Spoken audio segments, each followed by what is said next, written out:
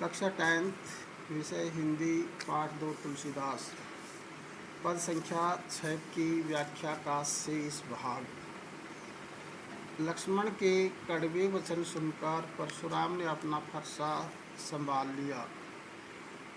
सारी सभा हाय हाय करके पुकार उठी।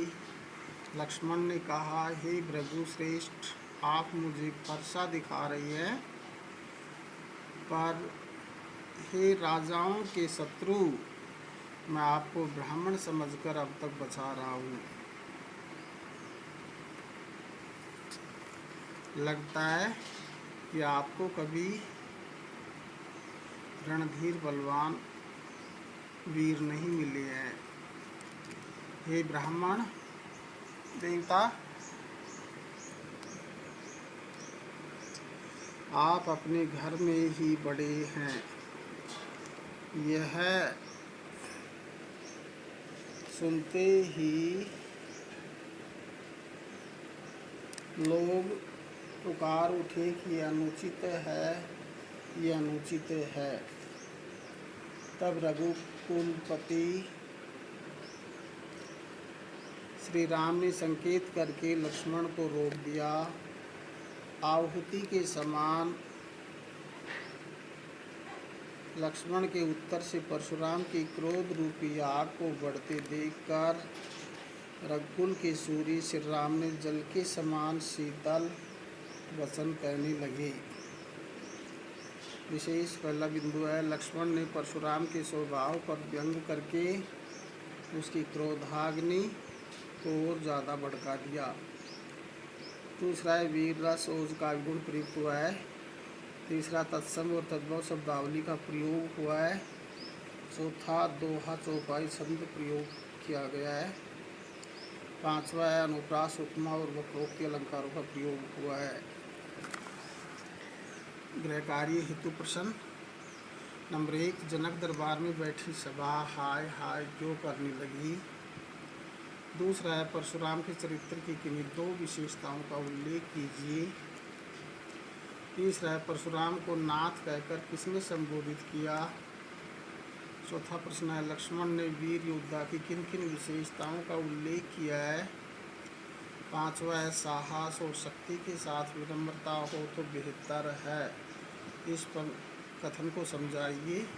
ये निबंधात्मक प्रश्न है। नया पाठ चालू। उत्तर तीसरा, कवि सेनापति। जीवन परिचय। सेनापति हिंदी साहित्य के प्रकृति के चतुर चितीरे कवि के रूप में जाने जाते हैं। उनकी प्रमाणिक जीवनी उपलब्ध नहीं है। अनुमान के आधार पर उनका जन्म 1584 ईस्वी के आसपास हुआ माना जाता है। उनका सेनापति नाम मूल नाम न होकर उपनाम था। उनका जन्म दीक्षित वंश में हुआ था। इनके पितामह का नाम परशुराम तथा पिता का नाम गंगाधर था। पंडित हीरामणि दीक्षित से इनको काव्य शास्त्र की दीक्षा मिली। अंतिम दिनों में ये वृंदावन जाकर रहने लगे। 1688 ईस्वी में इनकी मृत्यु हो गई थी। रचनाएं। सेनापति की 2 ही रचनाएं उपलब्ध है, काव्य कल्पद्रुम और कवित रत्नाकर। उनमें कवित रत्नाकर रचना ही उपलब्ध है, काव्य कल्पद्रुम उपलब्ध नहीं है। पहला पद है, बरन बरन तरु फूले वन वन, सोई चतुरंग संग दल लयतो है। बंदी जिमी बोलत बिरद वीर कोकिल है, गुंजत मधुप गान गुण गयतु है। शोभा को समाज सेनापति सुख साज आज, आवत बसंत ऋतुराज कहियत है। प्रसंग। प्रस्तुत पद्यांश हमारी पाठ्य पुस्तक क्षितिज में संकलित रीतिकालीन कवि सेनापति द्वारा रचित ऋतु वर्णन से अवतरित है।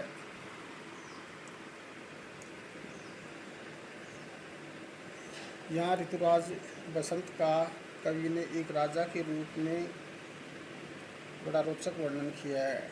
व्याख्या। बसंत ऋतु के आगमन पर वनों उपवन में वृक्षों पर रंग बिरंगे फूल खिले हुए हैं। ऐसे लगता है कि ये रंग बिरंगे फूल ही बसंत रूपी राजा की चतुरंगिनी सेना।